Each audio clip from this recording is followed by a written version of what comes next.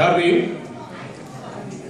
And মঞ্চভূমিষ্ঠ আছেন সহসভাপতি সবাইকে আমার আন্তরিক শুভেচ্ছা জানাচ্ছি। আমি শুধু আপনাদের দেওয়ার জন্য আমি আসছি।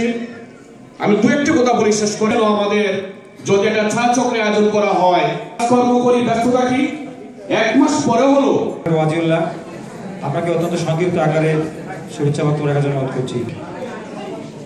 এটা সবাইকে আমি আসসালামু আলাইকুম। Special guest mister Daniel